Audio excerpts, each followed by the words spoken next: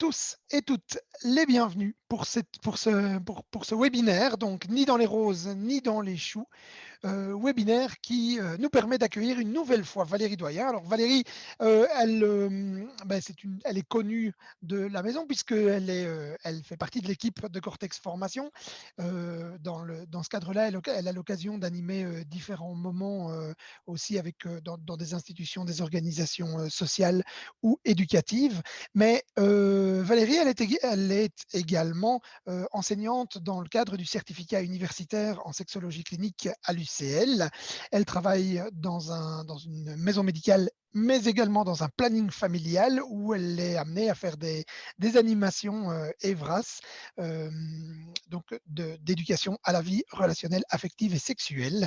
Elle a également la possibilité, où elle participe également à des formations de professionnels de l'accompagnement des enfants et des adolescents. Et c'est dans ce cadre-là que nous avons souhaité proposer à Valérie de partager ses connaissances sur le rapport à la sexualité chez les adolescents. Lors du premier webinaire traitant de la question, nous avons abordé la question du rapport à la sexualité jusqu'à la puberté. Aujourd'hui, on redémarre à partir de la puberté, mais Valérie aura l'occasion de revenir sur ces différents éléments très rapidement. Et pour croiser les regards, pour vous proposer de croiser les points de vue, Eric va lancer cette discussion. Eric, je te propose de reprendre le flambeau. Donc, je vais prendre le flambeau, je le saisis, je l'attrape. Et donc, bonjour à toutes et à tous. Et j'ai l'impression que ma vie de famille est une source comme ça intarissable d'exemples qui me permettent de penser à ces différentes thématiques qu'on aborde dans les webinaires. Et donc, pas plus tard que ces vacances-ci, on était comme ça en famille et on a vraiment bénéficié d'une superbe météo, un peu comme tout un chacun. Et c'est un moment où toute la famille elle est réunie dans le salon et on a un peu comme dans toutes les familles modernes, comme ça, chacun a le nez sur son écran. Ma fille aînée est en train de repérer des tutos sur YouTube pour son nouveau ukulélé. Elle apprend à jouer ce petit instrument-là. Sa sœur, elle s'applique à réaliser une espèce de mandala électronique où elle clique comme ça sur des cases pour faire une espèce d'image plus ou moins jolie. Et alors le gamin, après, il s'esclave comme ça, il rigole, tu sais, d'un rire un peu comme nos parents appelaient ça un rire bête, hein, le genre de rire d'un gamin de 11 ans qui rit d'un truc qui sait qu'il ne devrait pas rire devant un adulte. Et donc, grâce à ce gamin, tout le monde apprend que grâce à lui, hein, donc au Japon, il y a une fête qui s'appelle la fête du pénis. Et cette fête du pénis, est aussi appelée ça la fête de la fertilité, et on exhibe des énormes pénis comme ça en bois ou en métal lors d'une procession. Hein. À Liège, on fait une procession avec la Vierge, et là, ils font une procession avec la Vierge. Et donc, il fait pénis, pénis, pénis, enfin bref. Alors, mes deux filles lèvent les yeux comme ça, et moi, évidemment, je relève que la taille des engins force tout de même le respect. Et donc, à ce moment-là, entre adultes, hein, avec ma femme, on se dit, ben, même si on fait quand même attention, ben, les enfants, finalement, tu vois, ils sont même à côté de toi et ils ont accès à certaines informations. Et on se dit alors un peu tous ensemble que c'est important de pouvoir se causer des informations auxquelles on a accès, de ce qui nous fait rire, de ce qui nous interpelle, et puis même parfois de ce qui nous choque, hein, quand on va sur la toile. Et puis, en vous racontant cette petite anecdote, ben, ça m'invite à relever que finalement, les apprentissages, et ça, je pense que c'est à peu près c'est valable pour beaucoup d'enfants finalement, et même d'adolescents, puisque c'est des adolescents, pardon, que l'on va causer aujourd'hui, c'est quels que soient les adolescents, quels que soient les apprentissages, pardon, ils se font aussi à partir de cette mine d'informations qui est Internet.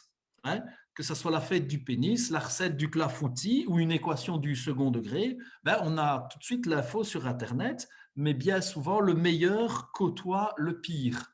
Et en matière de sexualité, on peut facilement affirmer que pour le pire, Internet est vraiment le meilleur. Hein.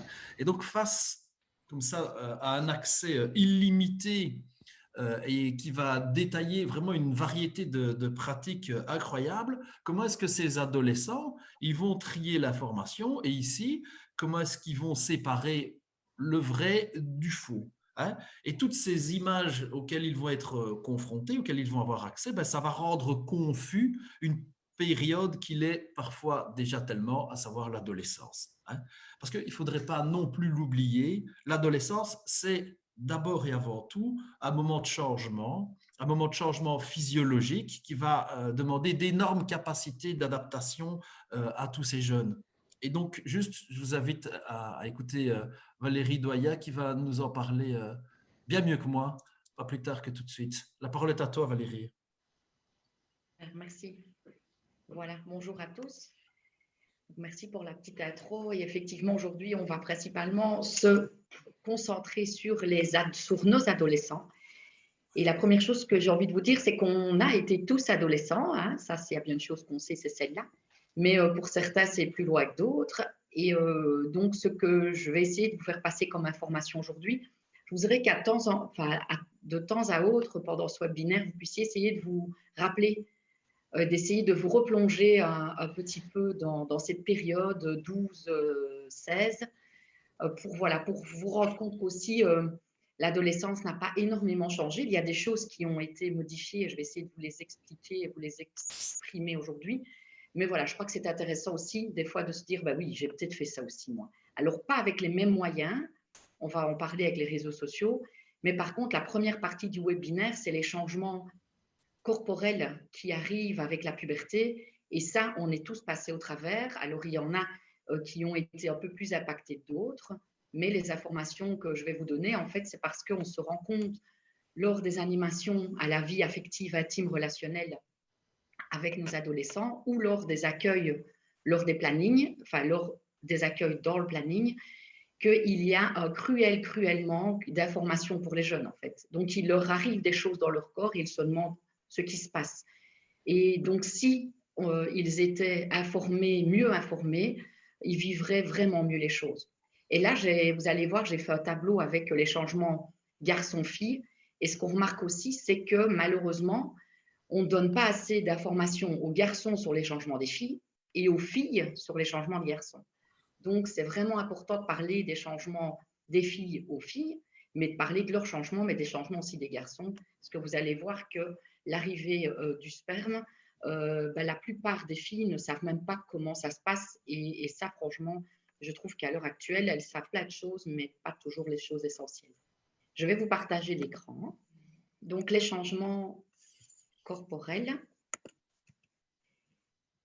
Il y a quelques dias, puisque l'idée, c'est vraiment de voir que ces changements arrivent par plusieurs étapes. Et évidemment, là, moi, j'ai dû vous mettre un âge approximatif, mais en fonction, évidemment, des jeunes, ça peut être des fois un peu plus tard ou un petit peu plus tôt. On pourra aussi en discuter dans le petit débat tout à l'heure. Il y a aussi on va dire, de la puberté précoce.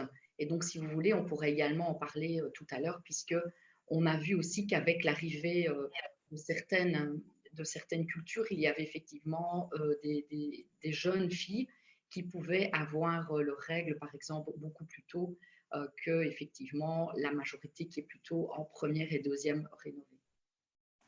Alors là, je vous laisse découvrir évidemment la DIA, mais la principale chose, je pense, à voir, c'est que les signes avant-coureurs, c'est tout ce que le corps va exprimer pour préparer la venue de la puberté, donc de l'entrée dans l'adolescence. Donc la puberté, c'est bien les changements physiologiques et hormonaux, et l'adolescence, c'est juste un terme pour dire que c'est une période de vie entre la fin de l'enfance et le début de l'âge adulte qui va arriver. Et donc cette puberté, évidemment, ce qui va l'imprégner, c'est nos changements hormonaux. Donc, c'est l'arrivée en masse des hormones sexuelles féminines, œstrogènes, progestérone, et majoritairement, il y a également la testostérone. Et chez les garçons, il y a également des hormones sexuelles qui vont faire que notre pilosité va apparaître. Donc, une pilosité au niveau, pour commencer, du pubis, pour les deux garçons et filles. Alors, un gros changement aussi qu'on remarque beaucoup, c'est des odeurs corporelles qui commencent à changer. Et donc là, ça dit bien aussi que, en tout cas, les règles, ou pour les jeunes garçons, en tout cas, l'arrivée du sperme, on va en discuter tout de suite, va arriver. La vulve chez la fille se modifie. Ça, c'est une question qu'on a énormément en animation. Ça veut dire que les jeunes filles se demandent si c'est normal que leurs petites lèvres dépassent des grandes lèvres. Et donc ça, c'est vraiment important d'informer les filles que c'est normal. Il faut savoir qu'une fille sur deux, les petites lèvres dépassent des grandes lèvres. Ça veut dire que sous l'effet des hormones, la vulve, donc le sexe externe de la fille, se modifie. Et donc, il y a les grandes lèvres qui sont là simplement pour dessiner le sexe. Ce n'est pas du tout une zone érogène.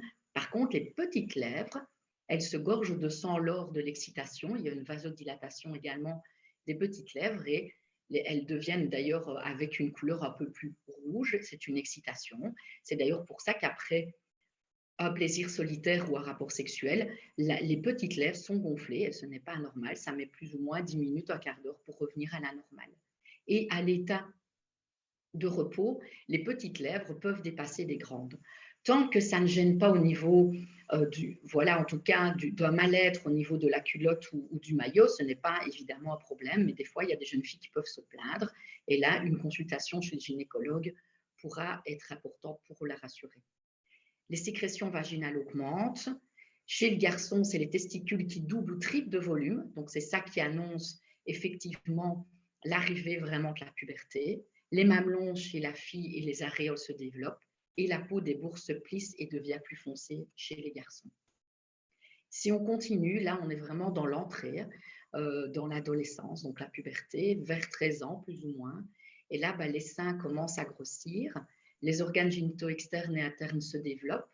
Par exemple, au niveau interne, l'utérus se transforme également et augmente de 2 à 6 cm de hauteur et il y a la survenue des règles. Chez les garçons, c'est ça qu'on parle moins. On voit vraiment que les règles, on en parle beaucoup, que ce soit sur Internet, que ce soit à l'école, que ce soit dans les familles. On parle beaucoup des règles, mais malheureusement, on n'avertit pas assez les garçons. Et donc, moi, j'ai beaucoup de garçons qui sont très surpris quand ils ont leurs premières éjaculations. Ils se demandent un peu ce qui se passe et ils ont même peur. Et donc, je pense que si on leur avait un peu expliqué, comme on a pu expliquer aux filles les règles, ils le vivraient beaucoup mieux. Donc, les garçons, ils ont des érections spontanées qui se multiplient. Pour ceux qui étaient là au premier webinaire, évidemment que dès petit, déjà dans le ventre de sa maman, le garçon a des érections, puisque des érections, c'est simplement un afflux de sang qui est bien, donc c'est plutôt une bonne santé d'avoir des érections. Mais quand on est plutôt enfant, évidemment, érection ne veut pas dire plaisir sexuel, ça veut dire plaisir tout court. C'est une partie du corps qui est agréable, qui peut grossir, mais on ne parle pas effectivement de désir sexuel. On va parler tout à l'heure du désir sexuel. Là, les garçons ont des érections spontanées qui se multiplient, qui peuvent être de 4 à 6 chaque nuit et elles durent plus ou moins un quart d'heure. Le pénis se développe et il atteint sa taille adulte vers plus ou moins 16-18 ans. Et les premières éjaculations, encore bien pour eux, ça arrive plus ou moins la nuit et c'est plus ou moins 1 an après que le pénis a débuté sa croissance. Donc là, c'est le jeune garçon de 13, 14 ans, 12 ans qui se réveille et ses draps sont mouillés et il a compris que c'était une éjaculation si on lui en a parlé. Autrement, effectivement, elle peut se demander un petit peu ce qui s'est passé. Et cette éjaculation, c'est important, elle n'arrive pas parce qu'il y a eu de l'excitation sexuelle. Elle arrive parce que ça montre l'entrée dans la puberté et l'entrée dans le fait que le garçon peut devenir père, peut en tout cas éjaculer lors d'un rapport intime, comme les filles ont leurs règles et qui indiquent simplement qu'elles peuvent maintenant être mères aussi. Alors, quand on continue un peu le processus, vers plus ou moins 14-16 ans, les filles, ça continue à se développer au niveau de la poitrine. Malheureusement, il y a de l'acné qui est souvent un peu plus présente chez les garçons que chez les filles. Il y a des symptômes prémenstruels fréquents. D'ailleurs, l'acné et les symptômes prémenstruels sont les 2 principales raisons qui vont amener les jeunes filles à consulter un médecin pour avoir une pilule contraceptive pour diminuer l'acné ou surtout les symptômes prémenstruels et avoir des règles plus régulières. pour savoir gérer leur cycle et ne pas avoir des règles à n'importe quel moment quand elles sont sportives ou quand elles sont un peu timides. Et c'est vrai que ce n'est pas toujours évident d'avoir ces règles n'importe quand, enfin n'importe quand, puisque le cycle chez les jeunes filles peut être effectivement très peu stable. Et donc, la pilule amène cette stabilité que beaucoup de filles aiment beaucoup. Donc, il ne faut pas se dire que les filles prennent la pilule comme première raison pour se protéger d'une grossesse. D'accord? Ce n'est pas en tout cas ce qui est exprimé en premier. Donc, en fait, c'est là aussi et tant mieux, mais d'entrée de jeu, c'est aussi pour les symptômes prémenstruels que la pilule est prise. Alors, les garçons, ben, il y a une pilosité, il y a une implantation des cheveux qui se creusent, que nous, les filles, on n'a pas du tout. La pomme d'Adam, avec la voix qui mue, ça, on le voit beaucoup chez les garçons. Et malheureusement, pour certains, une gynécomastie qui est possible. Donc, c'est au niveau de la poitrine. Donc, ils peuvent avoir une poitrine qui apparaît. Et ça peut effectivement diminuer avec l'âge. Ce n'est pas anormal, donc c'est de nouveau de les rassurer. Mais si ça se passe, il faut vraiment qu'ils consultent d'abord leur médecin généraliste et qu'il enverra aussi chez un endocrinologue pour faire un bilan endocrinien pour être sûr que tout va bien. Alors, la phase de stabilisation, bah, logiquement, les règles se régularisent et les graisses se déposent sur les hanches. Donc là, on voit vraiment les jeunes filles qui, des fois, lient la prise de pilule avec la prise de poids, mais non, en fait, c'est simplement les hormones qui se développent et donc les graisses qui se déposent autrement. Et ça arrive en même temps souvent que la prise de pilule, mais il ne faut pas lier prise de poids et pilule. La prise de poids est souvent liée simplement à une augmentation, en tout cas, de la masse graisseuse et aussi, effectivement, un changement de vie. Quand on est adolescent, on mange autrement, on fait d'autres sorties, on boit un peu plus d'alcool ou on mange voilà, de la nourriture peut-être différemment cuisinée que chez ses parents. Et la croissance s'arrête. Chez les garçons, on voit vraiment une augmentation de la taille et du poids impressionnante. D'ailleurs, quand on n'a plus vu certains ados depuis même quelques mois, on est des fois impressionné en tout cas, du développement physique des garçons beaucoup plus que les filles. Alors, j'avais juste aussi envie de vous parler de quelques premières fois avant de revenir vers vous. Et donc, la première fois qui commence souvent par le premier baiser, et là, je mets langoureux. Pour ceux qui connaissent, je vais un peu sourire, mais c'est le fameux PL, passe-langue. En tout cas, chez nous, à Verviers, on parle de passe-langue, mais on peut dire c'est un baiser langoureux, donc c'est un baiser appuyé. L'âge n'a pas du tout changé. Ça veut dire que ce premier baiser arrive autour de 14 ans pour 80% des garçons et 75% des filles. Et quand on regarde un petit peu les études et les écrits, il y a 30 ans, l'âge était similairement le même à quelques mois près. Donc, ce premier baiser langoureux, c'est vraiment un baiser qui est là parce qu'il y a notre hormone sexuelle, nos hormones d'hommes et de femmes qui se développent avec la puberté. Et il y a ce fameux désir sexuel qui commence à apparaître. C'est très surprenant, quand je vous disais tout à l'heure, d'essayer de vous rappeler. Ce serait bien qu'après ce webinaire ou en vous glissant dans vos draps ce soir, vous puissiez vous rappeler votre premier baiser et ressentir toute la chaleur intérieure qui s'est passée, toute l'excitation sexuelle rien qu'à part poser vos lèvres sur les lèvres d'un homme ou d'une femme, ou de femmes ou deux hommes évidemment, et d'avoir effectivement cette envie d'entrouvrir la bouche et d'aller chercher un baiser langoureux. Ce qu'on n'a pas du tout quand on est enfant. On peut s'embrasser sur la bouche, d'ailleurs les petits enfants aiment beaucoup ça, mais il n'y a pas du tout cette sensation qu'on ressent à l'adolescence. Alors les premières découvertes du plaisir solitaire, pour ceux qui étaient le webinaire, on n'utilise plus masturbation, ou en tout cas très peu. Ça reste un mot, en tout cas, qui est imprégné, excusez-moi, de tabou. Donc, on essaie vraiment d'utiliser toujours le plaisir seul, les caresses solitaires. Et donc, on se rend compte que les filles, avant tout, c'est une découverte anatomique qui est dans un premier temps différenciée du plaisir, pour la simple et bonne raison que c'est la masturbation, le plaisir solitaire, s'impose aux garçons parce que tout est externe. Tandis que la jeune fille, elle doit la découverte de son anatomie. Maintenant, bon, encore bien depuis une dizaine d'années, le clitoris commence vraiment à être bien représenté, mais on a dû attendre très longtemps pour ça.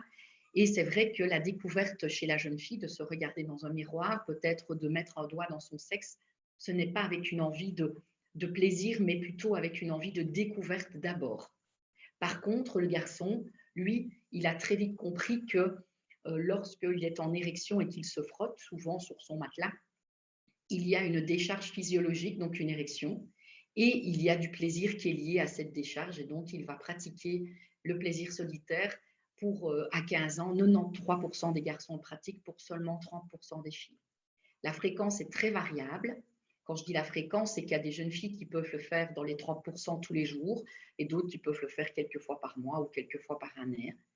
Par contre, le garçon va le faire au moins une fois par jour. Donc, pour les parents qui sont là aujourd'hui, si à un moment vous voyez que la boîte de mouchoirs change, en tout cas est vide régulièrement, c'est tout à fait normal. Ne prenez pas peur, c'est tout à fait logique et c'est même mieux que le garçon se masturbe régulièrement.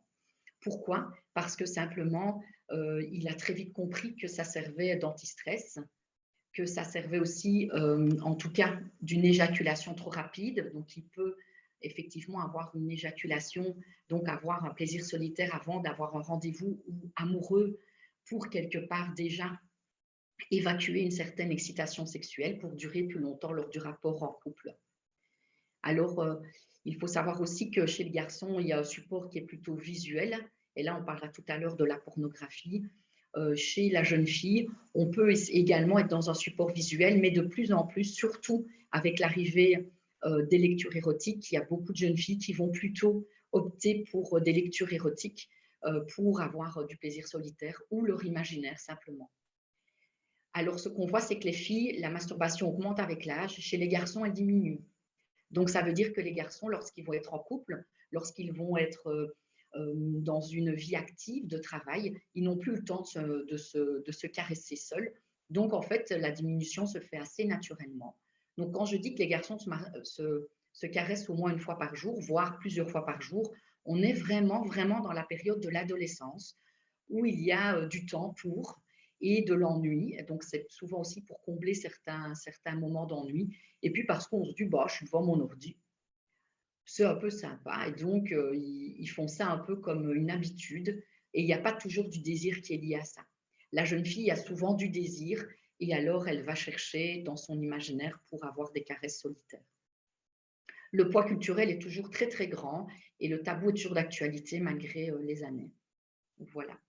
Je vais faire le dernier et puis revenir vers vous. C'est les relations sexuelles.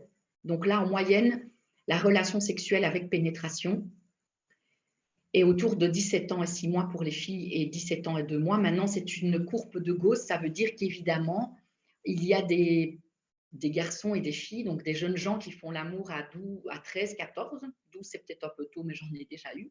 Mais on va dire vers 14, 15 ans. Et il y en a qui vont avoir leur premier rapport sexuel à 20 ans, 25 ans, 30 ans.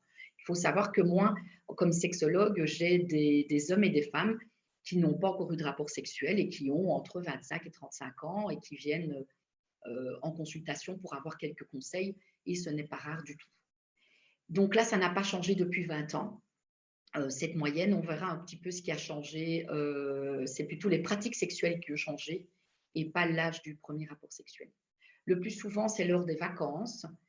Pour les filles, la première relation sexuelle, c'est plutôt une question de douleur. Donc, elles ont très peur d'avoir mal. Elles se posent beaucoup de questions par rapport à leur hymen, alors que quand on leur explique que c'est simplement effectivement comme un petit voile et que ce n'est pas ça qui va être douloureux, c'est plutôt la contraction du périnée, c'est plutôt l'anticipation de la peur qui fait que le pénis a plus de mal à pénétrer facilement.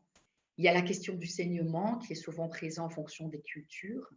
Et évidemment, la fille aussi, c'est une question de sentiment. Plus que pour les garçons vont plutôt être dans la découverte. Ils ont plutôt peur d'être performants. On parle beaucoup de la douleur des filles. Malheureusement, on parle nettement moins des garçons qui ont une peur parce qu'eux, ils ont beaucoup, beaucoup de poids sur leurs épaules. Ils doivent trouver le bon endroit. Donc, pénétrer dans le vagin, ce n'est pas si facile que ça. Les garçons disent, on cherche quand même si on n'est pas guidé par la fille. Ils ne doivent pas perdre leur érection et ils ne doivent pas éjaculer trop vite. Ça fait beaucoup. Hein. Tout ça dans une angoisse d'une première fois. Donc, il y a vraiment beaucoup, beaucoup d'angoisse pour eux. Et donc, ils sont quand même plus portés vers la découverte et les filles plus vers les sentiments, comme je l'ai dit tout à l'heure. Je reviens vers vous, j'arrête le diapo pour revenir vers vous pour les questions. Et je repasse peut-être la main à Eric ou Vincent si vous avez des questions via le chat. Dans ton PowerPoint, Valérie, il était indiqué plaisir solitaire en groupe Oui, pour les garçons. Et donc, je me disais, mais tiens, comment est-ce qu'on fait pour avoir plaisir solitaire alors qu'on est en groupe? oui. Donc, en fait, bah, c'est spécifique aux garçons. Donc, ils ont tendance, les filles ne vont pratiquement, peut-être à deux, elles vont le faire, elles vont se caresser seules, mais avec une copine dans le lit à côté ou quoi que ce soit, lors effectivement voilà, de soirées entre copines. Par contre, les garçons, et ça a toujours été, alors c'est beaucoup plus fréquent avec l'apparition d'Internet, évidemment, c'est qu'ils vont se mater un porno en groupe et se masturber. Ils ne se masturbent pas l'un l'autre, ils se masturbent, donc ils se caressent eux, mais ils sont en groupe, donc ils sont dans la même pièce. Et souvent, ben, il y a le jeu de celui qui va éjaculer le moins vite. D'accord. Celui qui va éjaculer le plus vite, ça arrive aussi. Hein. Ok, bien. Mais donc, pour toi, ça, c'est le genre de pratique, si je peux appeler ça ainsi, c'est quelque chose d'ordinaire. Ben oui, c'est un jeu comme un autre. Donc, nous, on ne voit pas ça comme mal, étant donné qu'il n'y a pas. Voilà, ils sont juste en groupe et ils se masturbent. Voilà, c'est un jeu comme un autre. C'est comme celui de faire pipi le plus loin quand ils sont plus Oui. jeunes. Maintenant, ça passe assez vite. Hein. Donc, quand on entend les jeunes qui disent qu'ils font ça, ils l'ont fait les premières fois. Puis après, ils disent quand même, je préfère quand même faire ça bien, bien tranquillement chez moi. Parce qu'il faut, on va le voir avec la pornographie, savoir que quand on regarde On un t'a film perdu, Valérie. on n'a pas tous la même excitation. Donc, Ouais. c'est mieux de le regarder en cherchant ce qui va provoquer une excitation, alors que quand on impose un film porno à 10 garçons, bah, c'est celui, voilà, il faut bien être excité par ce qu'on nous montre. Quoi. Et des fois, il y en a qui ne sont pas à l'aise avec certaines images pornographiques. Ok. Ben, justement, et donc avec ce petit récap, si j'ose dire, ça me permet peut-être de faire le lien, Vincent, avec la vidéo qu'on a tournée pas plus tard qu'il y a quelques jours. C'est une vidéo on a tournée avec une personne qui s'appelle Odile Loers. Odile Loers, ben, c'est une travailleuse de terrain auprès de jeunes. Elle est psychologue. Elle travaille au SASE Alternative à Bruxelles. Et donc, ce SASE travaille travaille sur injonction judiciaire ou à partir d'une aide négociée avec le service d'aide à la jeunesse auprès d'enfants, d'adolescents et de leur famille. Et par ailleurs, Odile exerce en tant que psychologue au sein d'un cabinet privé auprès de couples d'adultes et de grands adolescents. Et donc, on lui a posé la question de ben, comment est-ce qu'elle fait quand elle est confrontée à cette thématique de la sexualité lorsqu'elle accompagne les jeunes. Est-ce que je peux répondre à une question qui est posée sur le chat? Oui, bien sûr. Voilà, pour voir, en fait, c'est une question de genre et comme effectivement, on en a un tout petit peu parlé au webinaire. Donc, la question, c'est de savoir à quel âge un enfant peut savoir qu'il n'est pas dans le bon corps, d'après ce que j'ai compris dans la question, donc dans son genre. Et donc, ça peut être très tôt. Donc, c'est vrai que c'est avant l'adolescence, ça peut effectivement être présent qu'un enfant de 6, 7, 8, 9 ans, même avant la puberté, peut en tout cas ne pas se sentir dans le bon corps. Ça veut dire que c'est un problème effectivement d'identité et qu'on ne se sent pas dans la bonne enveloppe corporelle. Donc, c'est des petites filles, par exemple, qui sont dans une enveloppe féminine, mais qui, au plus profond d'elles, se sentent en tout cas du genre masculin. Et donc, ça peut être très tôt. Des fois, ça peut s'atténuer avec la venue de la puberté. Des fois, ça peut s'accentuer pour aller chez certains jusqu'à effectivement une transformation physique. Alors, comment est-ce que ça s'aborde dans le travail au quotidien? Ben, je crois que c'est vraiment une question qui doit venir a priori des adolescents. Et souvent, ça démarre de manière parfois un petit peu inattendue.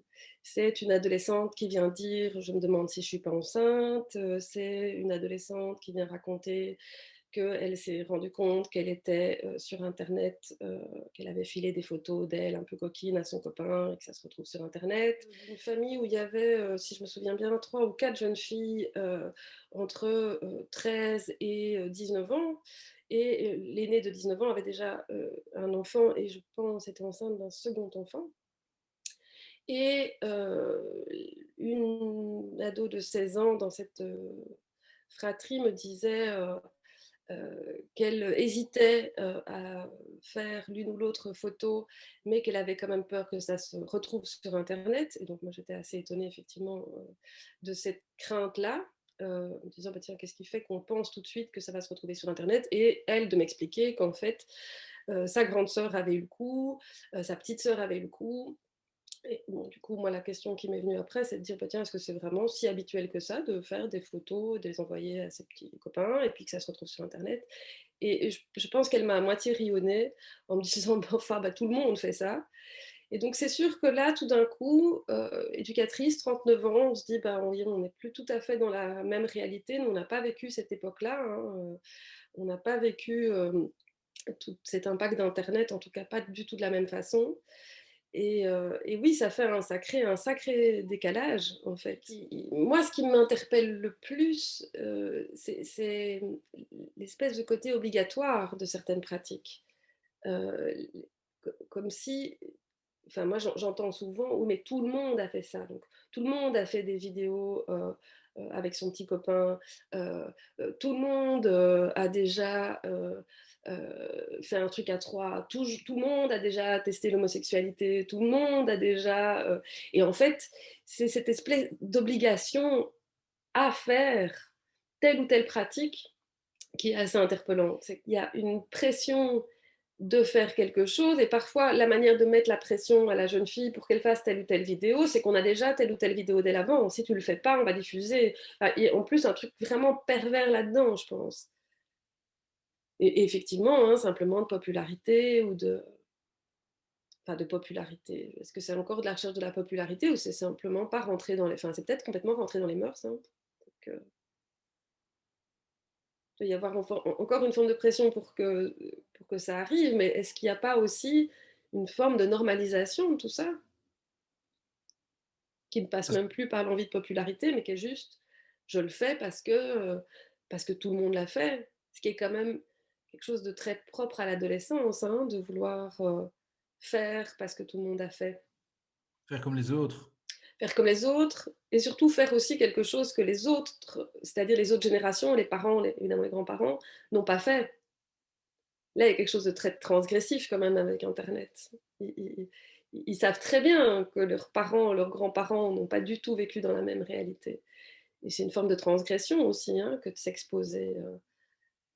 Ils ont conscience que la société, elle est quand même taboue sur la sexualité depuis des centaines d'années et qu'il y a quelque chose qui a explosé avec l'ère d'Internet. Ils savent très bien que c'est une manière aussi de faire chier leurs parents. Hein.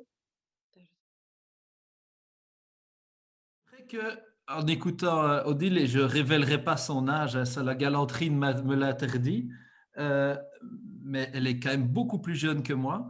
C'est vrai que quand on l'écoute, ben, on a parfois l'impression qu'il y a vraiment un fossé entre ce qui se vit pour les ados et ce que nous avons vécu nous, même si effectivement, à travers les changements physiologiques hein, tels qui ont été détaillés par Valérie juste avant, on peut éventuellement se raccrocher à certaines choses, mais voilà. Et donc, c'est vrai que ben, on peut se retrouver décalé, pour pas dire largué, face à des codes que nous, ben, les adultes, on ne maîtrise pas ou on ne comprend pas.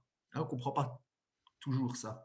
Et alors, par ailleurs, j'ai comme une plus longue discussion avec Odile et dans son témoignage, elle me parlait aussi d'autres types de jeunes hein, qui lui disaient, bah, tiens, moi, je me protège.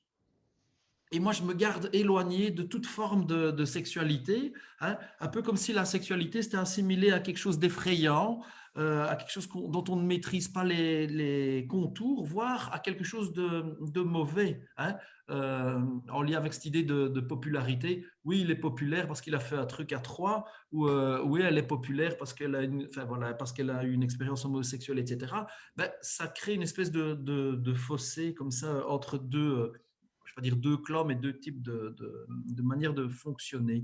Et donc, juste, comment ça me faisait penser à l'idée que, bah, tiens, trop s'exposer, évidemment, bah, ça peut nuire à l'image de celui qui expose. Et il y a encore aussi une différence entre parler de ce qu'on l'on fait en montrer quelque chose, et quand on montre quelque chose, ben, on ne sait pas tout ce qu'on montre, et le pratiquer. Hein. Et évidemment, ça évoque, je trouvais aussi ce témoignage de Odile, ben, le rapport à la pudeur, le rapport à l'intimité, et ça me rappelait aussi que ben, la nuance pour ces adolescents, et aussi pour nous d'ailleurs finalement, c'est quelque chose qui peut s'expérimenter au fil du temps. Alors, tout n'est pas tout noir ou tout n'est pas tout blanc. Voilà. Si ça peut te relancer, Valérie, sur la suite de la discussion. Oui, oui, oui. Mais en fait, ce qu'Odile dit est intéressant avec le tabou et le fait qu'effectivement, il y a une certaine transgression, hein, parce que c'est vraiment là-dedans que les jeunes sont, et on a toujours été. Ce qu'il y a, c'est que là, on va le voir, et je vais vous partager les diams, mais avec l'arrivée effectivement des réseaux sociaux, mais surtout les smartphones et la disponibilité, parce que c'est pas Internet qui pose le problème, c'est d'avoir Internet partout et n'importe quand, qui est plus problématique actuellement pour nous.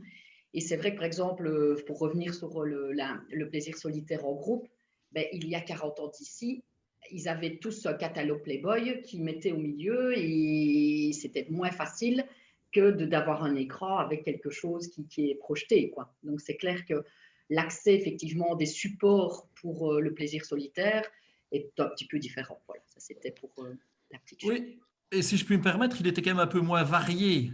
Voilà, c'est ça, tout à fait. Donc, Oui. c'est clair.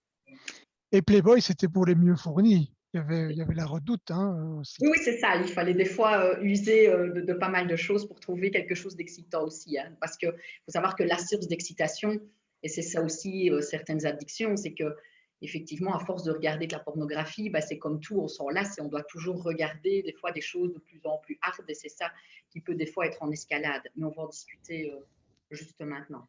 Je vous partage l'écran. Et je te préviens tout de suite qu'il y a deux questions qui sont arrivées, une pour compléter la question sur les questions de genre, et puis une question sur les différents concepts et l'accompagnement des adolescents par rapport aux différents concepts, mais je reviendrai vers toi juste après. Okay. Ben, sur la question de genre, je peux, parce que je viens de la voir. En fait, il n'y a pas un âge choisi, puisque à l'heure actuelle, effectivement, c'est une décision, donc la transformation vers le sexe, vers un autre sexe, ça se fait, donc ça prend beaucoup de temps, et il y a un accompagnement sexo et médical. Et donc, effectivement, chez nous, c'est des médecins, des psychologues, des psychiatres qui vont accompagner, qui vont à un moment pouvoir donner le feu vert pour une transformation physique. Et donc, cette décision, elle peut commencer effectivement vers 16-17 ans. On a vu des adolescents qui commençaient le cheminement, mais il y en a qui font à 30, 40, 50, et moi, j'ai un patient qui s'est fait opérer à 63 ans. Donc, voilà.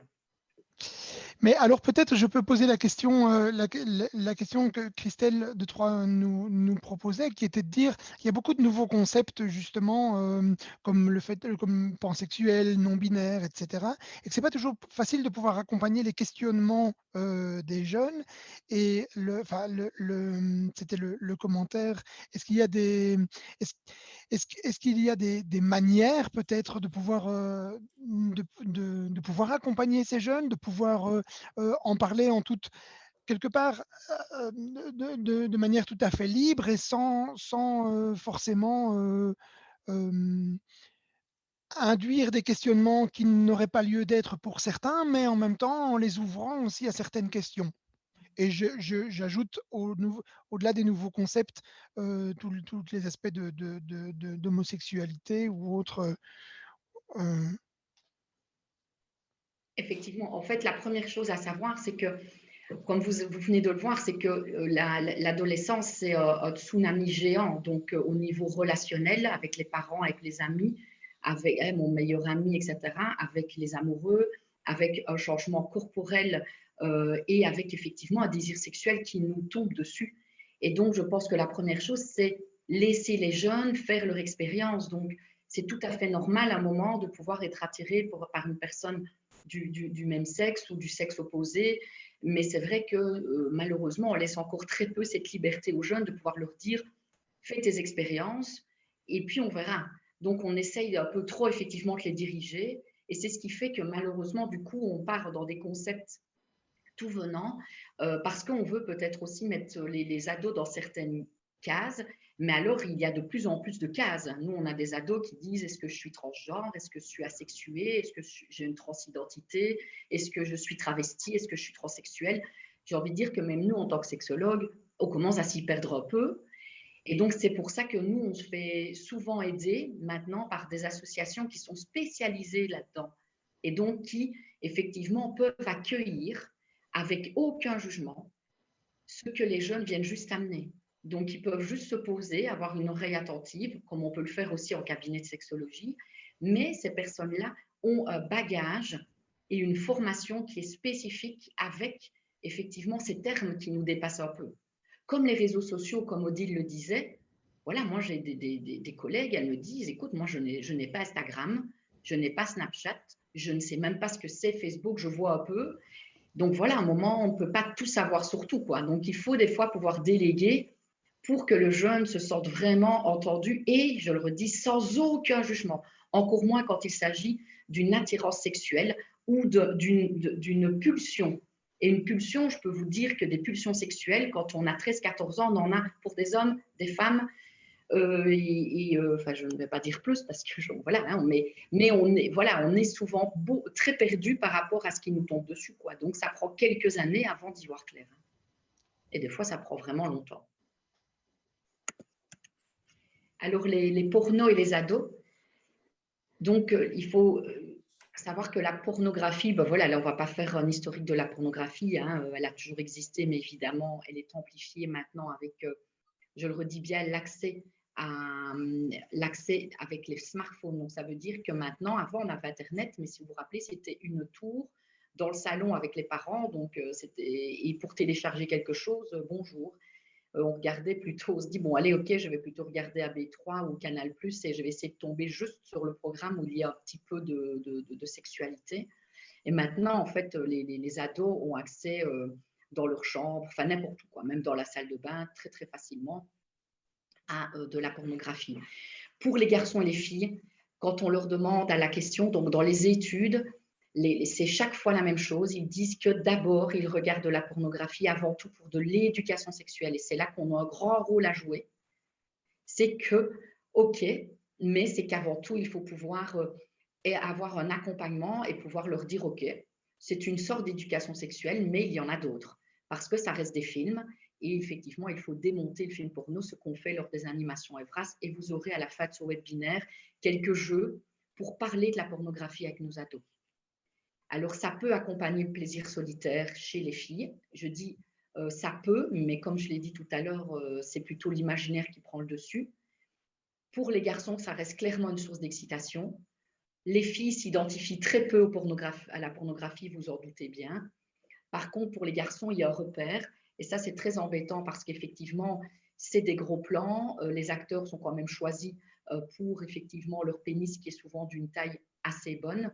Et surtout, ils prennent souvent des produits qui font, bon, ne serait-ce que du Viagra, pour maintenir une érection très forte, un afflux de sang très important, qui fait que l'érection est très dure et le sexe paraît aussi très grand, puisque évidemment, il y a aussi l'angle par lequel il est filmé. Il y a une fille sur deux qui a regardé de la pornographie avant 14 ans. Il y a 35% des garçons qui en consomment régulièrement. 1% n'en consomment jamais. Et ça, c'est vraiment important. Donc, pour en discuter, il y a un garçon sur 3 qui exprime qu'après avoir regardé de la pornographie, il a un sentiment de honte. Et ça, c'est très fréquent, même chez les adultes, quand on regarde des choses où c'est limite. On se dit, ouf, je ne sais pas très bien, les filles, on les reconnaît jeunes, mais bon, elles sont sur la vidéo, donc c'est qu'elles sont majeures. Et donc, on est en même temps excité. Et puis après, il y a un sentiment de honte d'avoir regardé quelque chose avec de la violence, par exemple, ou avec effectivement des jeunes filles qui sortent vraiment de l'adolescence. Donc là, c'est vrai qu'il y a toujours un sentiment qui peut s'entremêler. Et les filles d'aujourd'hui regardent davantage que la génération précédente. Et là, je ne vous apprends rien, c'est avec l'accès à Internet et au smartphone. Alors aussi, dans les études, là, je ne l'ai pas noté, mais je pense que c'est important de le dire, c'est que les jeunes filles vont regarder davantage des films pornographiques où il y a des femmes. pour s'identifier, pour que ce soit un peu plus romantique, plus des caresses, puisque la pornographie plutôt masculine, elle est faite par des hommes pour des hommes. Et donc, elle est très, très génitale, très pénétrante. Il y a beaucoup, beaucoup de fellation. Pour la petite histoire, quand j'étais aux études, avec mes copines de l'époque, on avait fait un petit test et on avait regardé, je ne sais plus combien de pornos à l'époque, et on avait chronométré combien il y avait de cunilingus et de fellation. Et je vous assure qu'il y avait beaucoup, beaucoup de fellation pour très peu de cunilingus. Et donc, c'est pour ça que les jeunes filles vont regarder de la pornographie où il y a des femmes entre elles. Et donc, elles viennent des fois au planning en ayant peur d'être attirées vers les filles. Et là, on leur dit, mais pourquoi vous avez peur? Et surtout, on leur explique que c'est tout à fait normal de pouvoir s'exciter en voyant un autre corps nu, même si c'est une personne du même sexe. Et on normalise beaucoup les choses. Odile parlait dans son témoignage de normalité. On est complètement chamboulé dans le repère entre les adultes et les adolescents. Et donc, ce qui est normal pour les adolescents ne l'est pas pour nous, mais c'est leur normalité à eux. Donc, on doit aussi partir absolument de leur normalité pour les rejoindre là où ils sont, pour essayer effectivement de les comprendre et de ne pas venir avec notre normalité parce qu'alors ils vont couper le contact aussi net. Alors, les réseaux sociaux, je vous ai juste mis quelques petits chiffres pour vous rendre compte un petit peu qu'il y a 64% des 18-44 ans, hein, c'est une grande majorité qui sont sur les réseaux. On passe plus ou moins 1h34 par jour sur les réseaux sociaux. 80% des 13-16 ans se connectent à des réseaux sociaux. Et alors là, c'est un travail de fin d'études qui a été fait il n'y a pas tellement longtemps et je trouvais que ses conclusions étaient vraiment très chouettes à cette étudiante. C'est que recherchent les jeunes. En fait, et on l'a dit tout à l'heure, Eric en a parlé aussi dans l'intro, c'est plusieurs choses. Il y a le fait de se distancier du monde des adultes. Et moi, le nombre de jeunes, en fait, ils sont plus sur Facebook, les ados. Parce que leur grand-mère est sur Facebook, leurs parents, leurs tantes, et donc ils ont vraiment changé de réseaux sociaux. Donc ils sont plutôt davantage sur Instagram, TikTok ou d'autres réseaux sociaux. Donc Facebook, en tout cas, n'est plus du tout le réseau social qui est en tout cas favorisé pour les jeunes. Alors il y a vraiment un besoin de reconnaissance, une validation par le groupe des atouts dont le jeune dispose. Un like sur Facebook, des flammes sur Snapchat, un commentaire sur Instagram sont autant de récompenses pour le jeune. Et c'est ça, en fait, que nous, on essaye vraiment d'aller travailler avec eux, c'est de comprendre pourquoi, en fait, ils ont besoin de cette reconnaissance-là et de cette récompense. Il y a évidemment la protection par l'écran afin de poser des questions sur la sexualité ou de visionner de la pornographie. Il faut savoir qu'effectivement, en tout cas, Internet est le premier canal pour aller chercher de l'information sur la sexualité. Et la norme de genre, et là, c'est ce qu'on disait aussi un peu dans le témoignage avec les photos de nu des jeunes filles, c'est qu'il y a effectivement, les filles vont davantage poster des photos plus sexualisées que les garçons. Ça, c'est clair. Là, les chiffres explosent. Et on a beaucoup plus, effectivement, de jeunes filles qui, sous l'effet d'une pression sociale, d'une pression du groupe, vont poster sur Internet. En fait, il y a 30 ans d'ici, on faisait des défis, mais c'était entre plusieurs personnes et ça restait dans un vase clos. Et maintenant, ça dépasse évidemment tout entendement, puisque une photo postée sur un réseau social ne nous appartient plus. Et même si à un moment, elle est stoppée à la base, elle est partie et elle pourra ressortir dans quelques années. Ça pose un petit peu la question des nudes, ça Valérie, Oui. qui sont ces photos qui sont échangées. Odile l'abordait dans son témoignage. Et c'est vrai que c'est souvent quelque chose qui, à mon sens, mais peut-être que les autres personnes, j'allais dire, autour de l'écran pourront en témoigner, mais qui d'une part, ça marque la confiance. C'est-à-dire que je te fais confiance hein, parce que tu es mon copain, ma copine, je te fais confiance, je t'envoie un nude. Et en même temps, je perds le contrôle sur cette photo-là, quoi. Oui. Oui, c'est vraiment ça qui est résumé. Et moi, j'ai quand même pas mal de jeunes filles de 17-18 ans qui viennent, soit elles viennent plutôt pour faire aussi de l'hypnose suite à des traumas d'avoir eu des photos qui ont, voilà, qui ont fait le tour de toute l'école. Donc, elles arrivent plutôt parce qu'il y a un trauma lié à ça. Mais franchement, elles disent toutes, elles disent, je ne comprends pas comment ça a pu arriver. Et alors, pourtant, elles disent, bah oui, pourtant, ma maman, tout le monde m'a dit, mais pourquoi tu as posté une photo de tes seins à ton petit copain? Et elles disent, mais c'était mon petit copain. Donc, pour elles, dit, bah, si j'étais en confiance. Et donc là, la prévention a vraiment, vraiment, vraiment beaucoup d'intérêt, quoi. Et alors, moi, je dis des fois aux jeunes filles, mais si vraiment il y a une envie de poster, parce qu'il ne faut pas non plus être tout de suite, non, ne postez plus rien, parce qu'en fait, on va vraiment couper la communication avec elles. Mais il faut, moi, je réfléchis avec elles, mais qu'est-ce que vous pourriez poster pour ne pas être reconnu? Alors, c'est bizarre ce que je dis, mais à un moment, on est obligé d'aller aussi dans, et c'est ce que Odile disait aussi, on doit aller dans ce qu'elles vivent, dans ce que les jeunes vivent aujourd'hui. Et donc, faire de la répression à tout prix, ça ne marche pas non plus. Par contre, on ne peut pas tout autoriser, je ne dis pas que, mais à un moment, le nombre d'adultes, moi j'ai des femmes, elles me disent, bah ben oui, j'ai fait l'amour avec mon compagnon que je connais, mais qui, avec le confinement, je ne le vois plus, il habite à Bruxelles, etc. Et sur webcam, je me masturbe devant lui. Et je dis, vous n'êtes pas sûr qu'il n'a pas enregistré ou quoi? Bah, non, hein. Et voilà, et ça a déjà arrivé, évidemment. Et donc, on a en fait, le compagnon a en sa possession un objet de pression énorme vers la future partenaire. Donc, je vais dire que même des adultes se font avoir parce que ces nouvelles technologies sont là, quoi. Donc, il faut trouver des stratégies pour ne pas dire on ne les utilise plus même dans la sexualité, mais il faut mieux les utiliser. Je sais que c'est bizarre, mais je le dis exprès parce que les jeunes, je vous assure qu'en animation, on leur dit il ne faut plus les poster et ils regardent comme ça et entre eux, ils disent ouais, on le sait hein, qu'il ne faut pas le faire.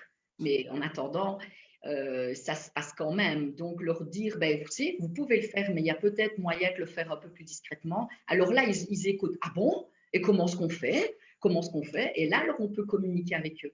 Si on leur dit ne le faites pas, ils le savent déjà la plupart. Le dernier, c'était les pratiques sexuelles. C'est comme pour faire le lien avec le début du webinaire, c'est que on vous a dit qu'effectivement, l'âge du premier rapport avait peu évolué.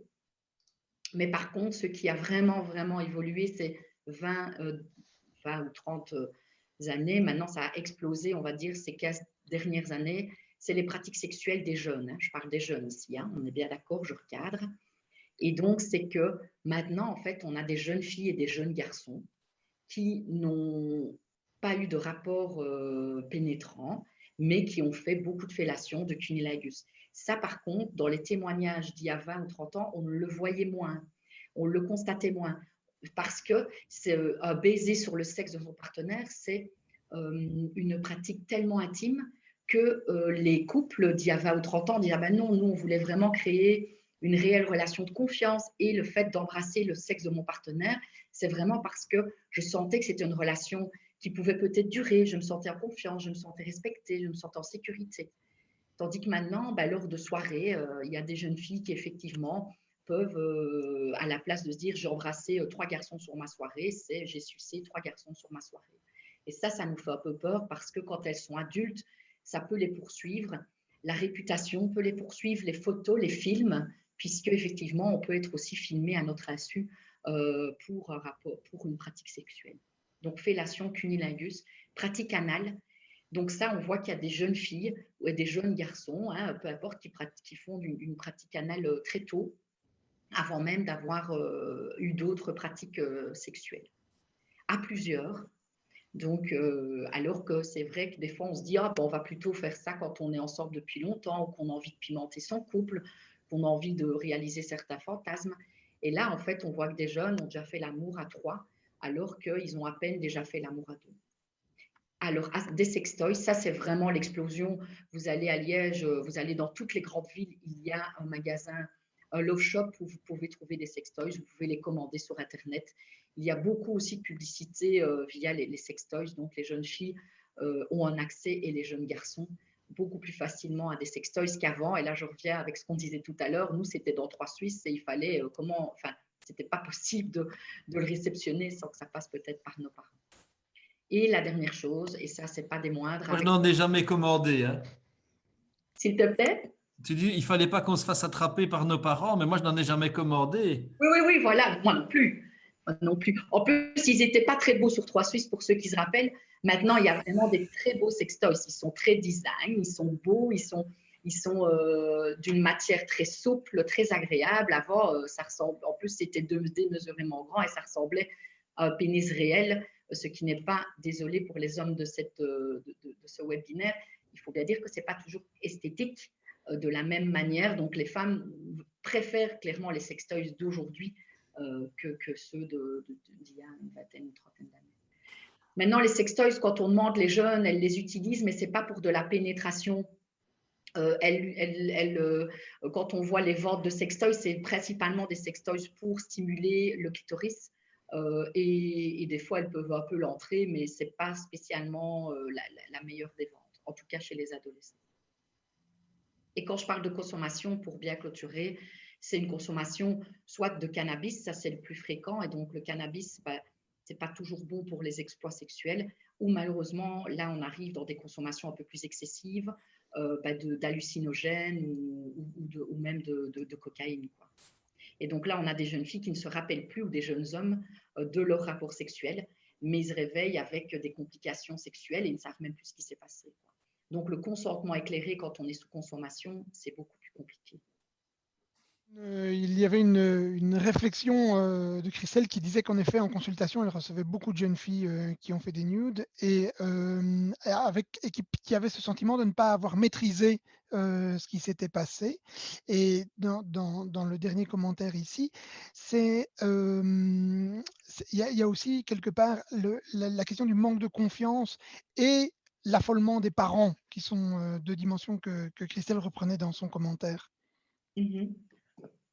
Quand vous dites, c'est pour essayer de bien répondre à la question, donc quand on dit l'affolement des parents, donc c'est comment accompagner plutôt les parents? Oui, au niveau des jeunes que j'accompagne et de leur famille, souvent les parents, effectivement, il y a ce sentiment qu'elles ont fait quelque chose de mal et voilà, de gravité, mais ça se fait pas. Il y a un peu aussi la honte sur la famille.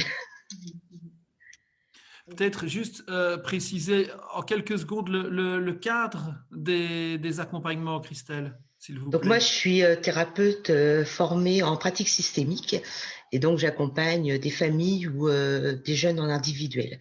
Et je suis plus axée sur les ados et je fais aussi des groupes paroles avec des adolescents. D'accord, merci. En fait, il y a plusieurs choses. C'est clair que lorsqu'il y a des vidéos ou des choses, il y a vraiment, et comme tu le dis Christelle, une honte qui est sur la famille, mais sur la jeune avant tout, évidemment, et beaucoup de culpabilité. Donc c'est vrai que je pense que ce qui est très compliqué aussi, c'est la réaction, et je peux l'entendre, mais là, voilà, on doit parler en tant que professionnel aussi, c'est de se dire que la réaction des parents est souvent très excessive, mais parce que effectivement, derrière eux, en tant qu'adultes, ils voient toute la honte, tout le monde va le voir, les grands-parents vont le savoir, tout le monde fait les voisins. Donc, il y a un côté peut-être aussi excessif, et ça ne fait que renforcer la honte qui est déjà assez présente chez la jeune fille, en fait.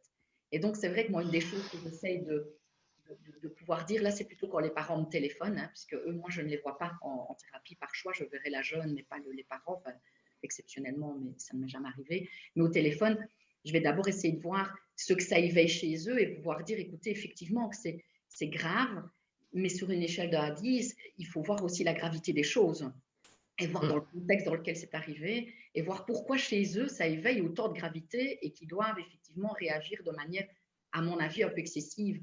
Parce que du coup, la jeune fille, qu'est-ce qu'elle va faire? Elle risque de se fermer, en fait, comme toute punition qu'on donne. Tandis que si, effectivement, le parent, un peu comme on le voyait dans le webinaire avec les enfants, n'est pas tout de suite dans la punition, parce que la jeune fille, elle est déjà assez punie comme ça. Donc, en plus, lui dire, on va priver de GSM, de sortie, etc., ça, c'est clair que c'est évidemment pas le bon système, mais c'est effectivement lui faire prendre conscience de ce qui s'est passé et avoir une conversation. Et là, je pense qu'arriver chez toi, c'est super, parce que ça veut dire que les parents ont besoin d'un soutien et peuvent venir parler. Pour moi, ça, c'est une des meilleures pistes. C'est un moment quand on est parent, c'est de demander de l'aide quand il arrive quelque chose comme ça dans la famille pour pouvoir déminer la bombe et ne pas la faire exploser davantage, en fait. Et c'est vrai que souvent, on voit, il y a ce sentiment d'impuissance aussi des parents. Où, alors moi, c'est vrai que sur les quelques cas que j'ai, je suis quand même 4 jeunes filles hein, dans cette situation. C'est vraiment des jeunes filles fragilisées, où on sent vraiment déjà à la base un gros manque de confiance en elles. Et ça vient que renforcer effectivement ce qui est déjà fragile chez elles. Et quand les parents remettent la couche derrière en disant faut que vous régliez ça, mais en gros c'est trouvez-nous des solutions, mais pour qu'on n'en parle plus puis qu'on passe à autre chose, mais c'est pas simple. C'est vrai qu'on voit que les jeunes filles qui postent des photos d'elles, comme les personnes, malheureusement, filles et garçons, qui se font harceler, on voit que ces personnes-là, effectivement, en tout cas, ont une fragilité, un manque de confiance en eux énorme. Et comme on le voyait avec les réseaux sociaux, c'est une manière pour eux d'exister. Ils vont penser exister grâce à ça, ou parce qu'ils ont réalisé un défi. Voilà, moi je vous dis, j'ai des jeunes filles, elles se sont fait filmer en train d'embrasser deux sexes d'hommes, enfin pas en même temps, hein, on s'entend, mais et puis l'autre, et puis troisième filmait. Et elle s'est dit, ouais, je vais faire ça, et puis on va m'aimer en fait. Je pense qu'on ne se rend pas compte que le sentiment d'abandon pour certains enfants est tel aussi, en fonction de leur histoire de famille, qu'ils vont tout faire pour se sentir aimés. Donc, c'est aussi passer à des passages à l'acte comme ceux-là. Et maintenant, avec les réseaux sociaux, c'est beaucoup plus facile, évidemment, pour justement ceux qui sont en amont et qui publient la photo. Hein. Oui, tout à fait. Et celui qui publie la photo, il y a cet effet, je ne sais pas si vous avez déjà entendu, l'effet cockpit, qu'on appelle ça, nous. C'est comme celui qui lançait la bombe, une bombe, et qui se dit, bah, il ne voit pas très bien sur quoi, enfin, les dégâts que ça va faire. C'est que les jeunes, souvent garçons, sans stéréotyper les choses, ben, quand nous, on les a en témoignage, ils disent, si j'avais su l'ampleur, je ne l'aurais jamais posté. Oui, bah, j'ai eu une situation comme ça avec une jeune fille dans un collège où ça a fait le tour du collège et quand les choses se sont un petit peu judiciarisées, je vais le dire comme ça, c'est vrai qu'il y en a beaucoup qui ont pris conscience de l'ampleur que ça avait pris. Mais sur le coup, c'est on retweet et puis ça va pas faire de mal, quoi. Je partage à mes potes et je vois pas que ça va s'étendre à un tel niveau. Oui, et puis il y a malheureusement des passages à l'acte avec des jeunes filles. On en a une, hein, il y a des années, Eric, si tu te souviens, dans un collège, dans un collège où on avait été, on avait dû aller un peu déminer parce qu'il y a eu malheureusement suite à tout ça un suicide. Donc une jeune fille avait mis fin à ses jours suite à la publication de photos d'elle. Et donc on avait été parler de tout ça avec des personnes qui parlaient aussi de comment se protéger des réseaux suite à ça. Quoi. Et ça, je parle d'il y a ça, à mon avis, il y a bien 7-8 ans, Eric, donc c'était déjà, comme quoi, ici c'est encore plus simple, mais c'est quand même déjà là depuis un moment. D'autres questions, d'autres commentaires, d'autres réflexions? Et on n'oublie pas, Valérie, que tu nous as promis de nous proposer des jeux pour jouer, pour aborder ce sujet avec les ados. Et on pourra les avoir. Donc ici, hop, voilà, vous les voyez à l'écran. Donc les premiers sites, c'est des sites Internet. Le premier, par exemple, c'est un site qu'on propose pour aller un peu à l'encontre des films porno. Donc il y a des petites vidéos en noir et blanc sur les caresses, les baisers. Et moi, vous savez que même à des adultes, je propose qu'ils aient un coup de voir un petit peu. Ça parle beaucoup des préliminaires, ça ne parle pas de la pénétration. Et alors là, je vous ai parlé, il y a un jeu qui s'appelle Game of Porn. Il y a même le numéro 2 maintenant. Donc celui-là, c'est un jeu pour parler de la pornographie avec des ados. Il y a la box que vous pouvez trouver aussi sur le site www.forfemmes Liège, qui est une box qui parle d'hypersexualisation. Et alors, pour aller à la rencontre des jeunes, moi je le fais quand même souvent en consultation, c'est que je leur demande de me montrer ce qu'ils regardent pour comprendre les choses. Et après, je propose moi un site et alors on utilise en fait leurs canaux à eux. Et donc, il y a des web-séries comme Parlons peu, parlons cul, Les puceaux, etc. Et tout. Donc, je pense qu'il faut vraiment utiliser à un moment les mêmes réseaux, les mêmes canaux pour pouvoir avoir un accès. Mais des canaux judicieux. Et c'est pour ça qu'on commence à en avoir de plus en plus. Et même au niveau des sites pornographiques, il y a des choses qui sont beaucoup plus soft, qui sont faites par des femmes maintenant aussi. Il y a aussi maintenant des sites, des films pornographiques auditifs, où ça passe que par l'auditif pour ne plus avoir les images. Enfin, voilà, il y a plein de choses et ça va exploser dans les années à venir, quoi. Moi, j'ai une petite question. Oui, Je peux? oui, bien sûr, hein, bien sûr, bien sûr. Christophe. Euh, Valérie, selon toi, je veux dire par là, est-ce que dans leur communication entre eux, que ce soit entre copains, entre copines, la sexualité est aussi présente qu'elle n'a l'air d'être dans leur relation à l'Internet. Tu vois ce que je veux dire ou pas? Et est-ce qu'ils parlent autant entre elles ou entre eux que ce qu'on Oui, voit sur Internet? oui. Eh bien, pas tant que ça. En fait, pour rejoindre Odile de nouveau, les adultes, on a tendance à aller trop vite, en fait. Vous voyez, c'est typique des parents qui disent à un jeune de 14 ans, je t'ai mis des capotes, tu sais, la première fois, et le jeune qui dit juste, avec quoi tu viens, j'ai même pas encore embrassé une fille, quoi. Donc, du coup, il ne faut pas croire, en fait, que les jeunes parlent tant de ça que sexualité.